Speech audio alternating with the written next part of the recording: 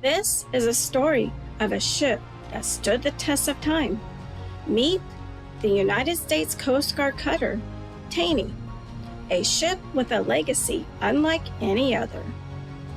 She served in World War II, Vietnam, and the Cold War, participated in rescue missions, and fought against drug smuggling. She's the last surviving warship from the attack on Pearl Harbor, and today she stands as a proud piece of American history.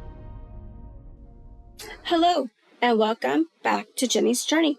And if you're new, welcome. Also, if you enjoy this content, don't forget to leave a like and subscribe.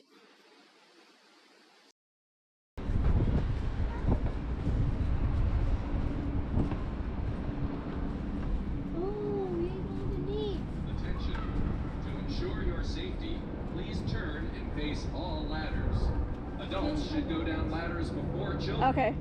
Please watch your step as you move about the ship. Yeah. Thank you for Today, we will be exploring the United States Coast Guard cutter, Taney. I will also give a brief history of the 50 years that she has served. Let's explore the past and discover the stories that shaped her legacy.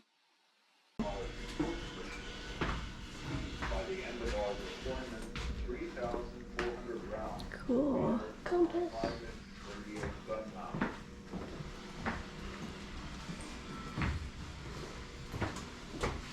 Oh man, imagine if one of these pipes leaked, Michael. It's a sewage drain. She was built at the Philadelphia Navy Yard. She was commissioned in Philadelphia on October 24th, 1936, then decommissioned on December 7th, 1986. On the morning of December 7th, 1941, at 7:55, a chilling message rang out. Air raid, Pearl Harbor, this is not a drill. As Japanese planes flew overhead, the Coast Guard cutter Taney, moored at Pier 6 in Honolulu Harbor, sprang into action. Within 4 minutes, her crew manned the anti-aircraft guns ready to defend. Taney fired her newly installed 3-inch guns at the enemy aircraft, targeting multiple waves of bombers. The last group swooped low over the harbor, possibly aiming for the power plant, prompting the crew to unleash their 50 caliber machine guns. The Japanese planes quickly changed course to avoid Taney's vengeful fire. Meanwhile, Coast Guardsmen rushed to take defensive positions around Aloha Tower, determined to protect it from occupation. In a time of crisis, they stood united, bravely defending their home against an unexpected attack.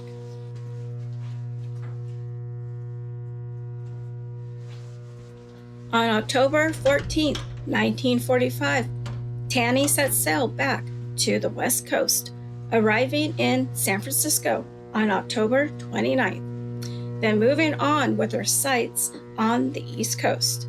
She passed through the Panama Canal and reached Charleston, South Carolina on November 29th. There, she underwent an impressive transformation into a patrol cutter, rearmed with a single 5-inch gun, a Hedgehog launcher, a twin 4mm mount, and 2mm guns, along with depth-charge tracks. Reclassified as WPG-37, Taney was ready for new missions with enhanced capabilities. Second attempt was made by a smaller operation and have a safe visit. Attention. To ensure your safety, please turn and face all ladders. After returning to the West Coast, she was based in Alameda, California, until February 1972. Her main job after the war was to serve as an ocean station weather ship. These weather patrols, later called ocean station patrols, involved sailing for 3 weeks to set locations in the Pacific. Each ship completed 4 or 5 patrols each year. On May 1st, 1965, the Treasury-class vessels were redesignated as High Endurance Cutters, or WHEC. This classification indicated a multi-mission ship able to operate at sea for 30 to 45 days without support. Taney was then reclassified as WHEC 37. In March 1965, she conducted an Alaskan patrol. On March 29th, she successfully fought a fire on board the disabled fishing vessel Glacier Bear, 15 miles south of Cape Fairweather, and towed her safely.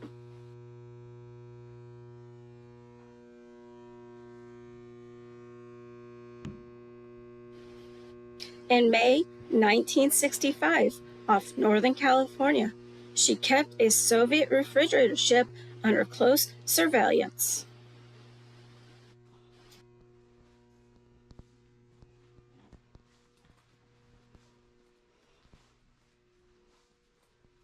She served with Coast Guard Squadron 3 during Navy's Operation Market Time off the coast of Vietnam. During her 10-month tour of duty, she provided naval gunfire support and prevented enemy infiltration along coastal routes used by the Viet Cong and North Vietnamese forces. She left U.S. waters in April 1969 and arrived in theater on May 14, 1969. She served in the area until January 31, 1970. During her mission, she traveled an impressive 52,000 miles and inspected over 1,000 vessels, engaging in numerous naval gunfire missions that helped protect the area.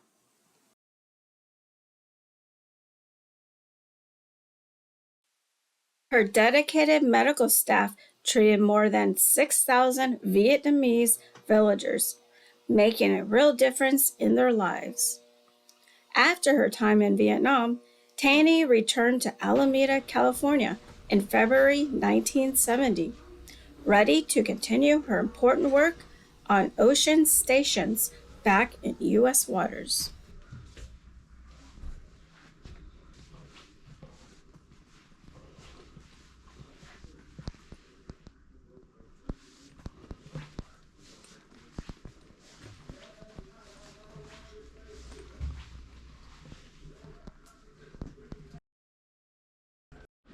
Hi. Hi. What are you doing? Yeah? Do you look on that one? That one had no headroom. No, yeah, that one's tighter, huh? Yeah. Underneath where they put up here, they grab it. They give it, the one over here, give it to a guy, go to the cans and shoot it. You see? That guy give him a can, board, can shells, artillery shells.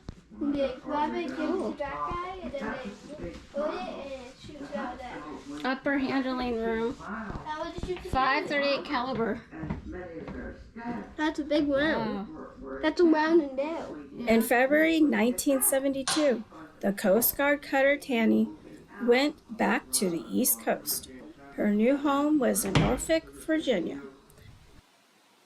From September 2nd to September 23rd, 1972, she took on the crucial role of serving at Ocean Station Hotel.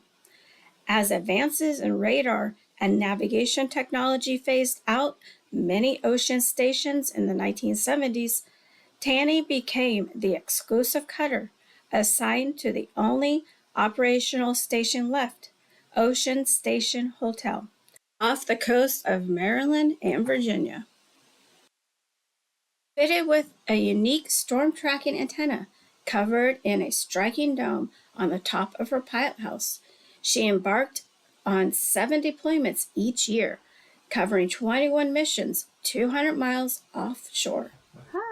Hi, there's an army up here. Armory. Tell us again. AR-15. I can't remember what's of those pistols. I don't like. And there's a 50 cal machine gun. Like, there's no one in the back. There's not the 50 cal. Handcuffs. Uniform.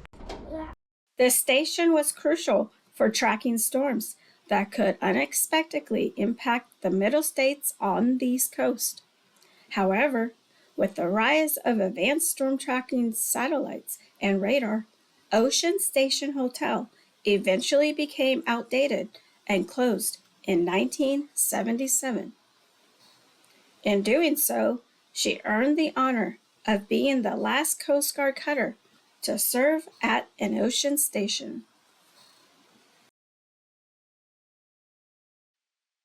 The mid-1970s marked a transformative era for the Coast Guard.